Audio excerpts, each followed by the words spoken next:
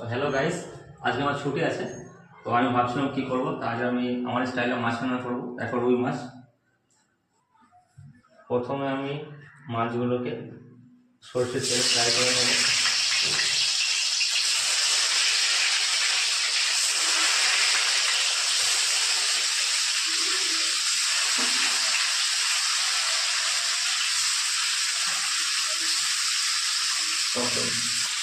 রুই মাছ রান্নার উপকরণ হিসাবে আমি নিয়েছি টমেটো, পেঁয়াজ, কাঁচা লঙ্কা চিড়ে নিয়েছি, লঙ্কা গুঁড়ো, হলুদ, ধনে জিরা গুঁড়ো, আদা পেস্ট, লবণ। মাছটা কিছুটা ভাজা হয়ে গেছে, আর মাছটা আমরা উল্টে দেবো না, মাছগুলো লেগে যাবে।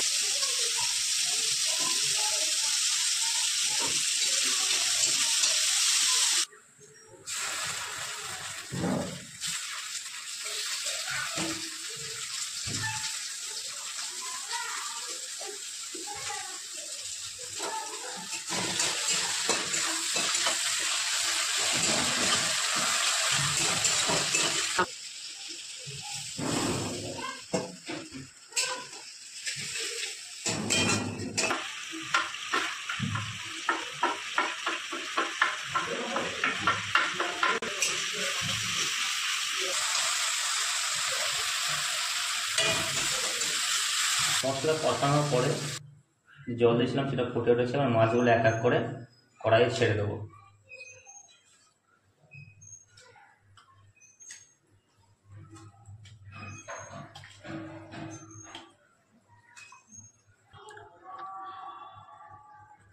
কড়াইটা ঢাকনা দিয়ে ঢাকা দেওয়া ছিল।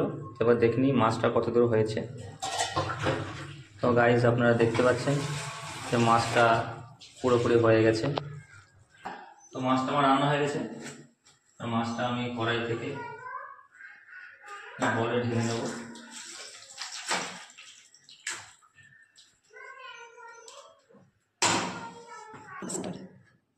তো মাছ রান্না, আমি ঝোলটা বেশি খাইতে, ঝোলটা বেশি রেখেছি।